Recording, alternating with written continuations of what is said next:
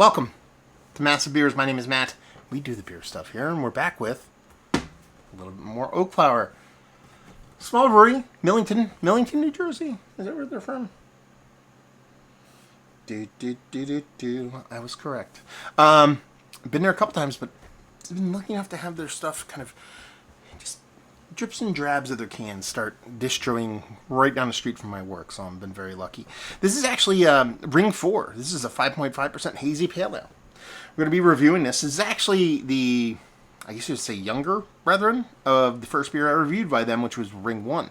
When they first opened, I went there, I got a couple growlers, came back, reviewed them, because that's what we do. So let's dive into this sucker. Ring 4. Hazy pale ale, 5.5%. We're done. That's all they put in the labels. They don't put anything else. I kind of dig it. So we'll see where this sucker lands. Yeah, it's one of those breweries that I'm like kind of like annoyed that I don't get to more often. They're just far enough away to where it's like, and it's not like right off a highway, so it's not like easy travel. So it just takes, under an hour, but close to an hour. Wish I can get there more often. Anyway. That looks like all the parts of proper haze right there. Let's move the light back just a little bit. Make it a little bit better. Yeah, rich golden glow to it. That soft, turbid, yellowish kind of with that little kind of milky kind of look to it. Definitely looks the part of a nice hazy pale ale. You're talking about 5.5%. This was canned 3 weeks ago. Let's get a nose.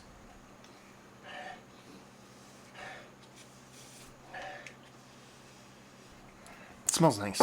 Very much just like a melange of everything across the board, from your stone fruit to your tropical to your citrus. On the sweet end of the fruit spectrum, not pithy grapefruit, not at least getting that in the nose. It's more pineapple, citrus, almost like orange Julius-ish kind of vibe to it. And same thing across the board, from those sweet peaches to that nice sweet kind of star fruit, kind of kiwi kind of vibe to it.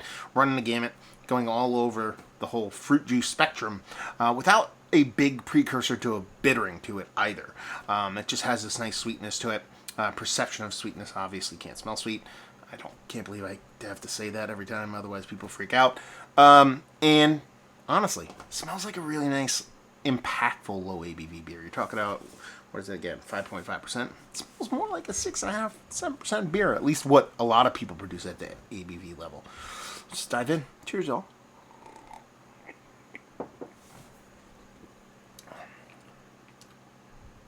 That's nice. I thought it was going to be a little bit sweeter based off of the nose, but it's not.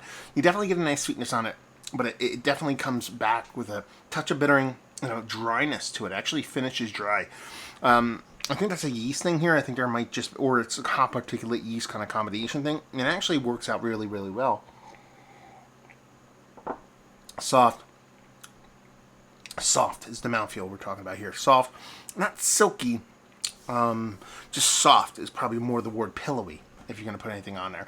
So it has this nice, soft, pillowy kind of mouthfeel to it. You get this pop of sweetness. Actually leans probably more stone fruit than anything for me in the taste. You do get that citrus. You do get a bit of kind of tropical fruit in there, but for some reason I'm getting more kind of underripe, kind of peach kind of vibes on it. A lot of times when the hazies come off a little bit on the dry end, I tend to get more peachiness because I associate that with peaches, because of peach skin, I guess. There's a bittering here. It has a little fluttering of green to it, but most of it is a kind of generic kind of greeniness.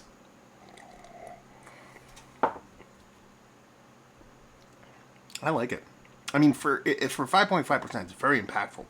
It has a nice, the combination of the way the fruit comes off. Again, like I said, very much stone fruity for me in a taste, even though it has those other elements in it. And the bittering kind of, there's a nice balance between those two.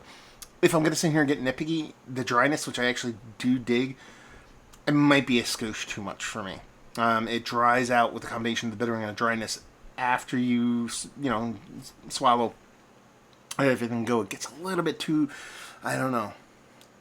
I was going to use the word arid in my mouth. That would be horrible to use it that way. It just dries out a little bit more too. You want to go back and get another sip, but it's kind of a cumulative thing going on there. Very small nitpicky thing. Again, it's a 5.5% hazy pale.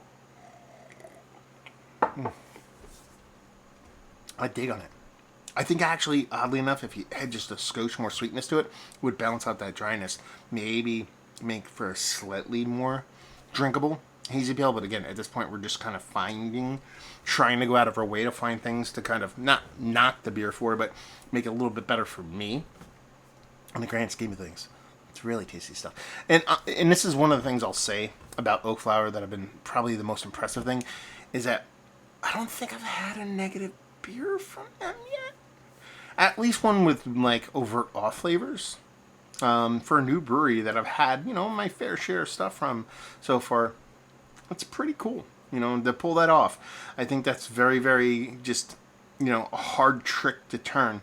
And for them to kind of produce the wide gamut of beers, whether it be, brown ale to grisette to hazy pales to pub ales, all that kind of stuff, and really kind of be technically that sound, I think is very, very, very cool.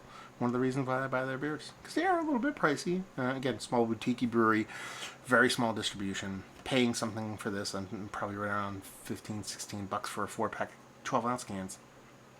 It's a bit pricey, but I don't mind, especially good breweries doing good things. Let's put it that way. So, yeah, I mean, let's talk about it. Is it one of the better low ABV hazy pale ales I've had as of late? Yes. Is it Mount Rushmore status? It's hard, honestly, because that's where my palate loves to live. I like hazies, but I really don't like high ABV beers. So if I'm going to drink some of them, I'm going to drink the low ABV ones. This is very much wants to be towards the top, but there's some that just do it a little bit better for me. Nothing against this beer. I think there's has been a large kind of growing of low ABV haze, and this is definitely high up in the list. Just a couple. I mean, you're talking 4 spots here. Just keep them off. Value and availability, like I said, I mean, it's essentially brewery only.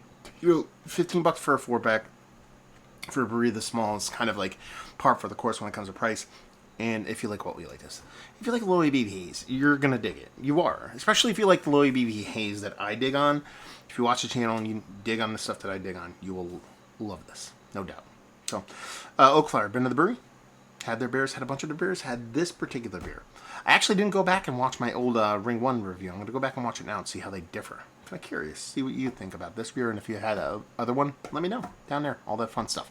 So hopefully you all enjoyed the review. Hopefully you're enjoying a little bit of a smallish brewery goodness right now. Hope to see you next time.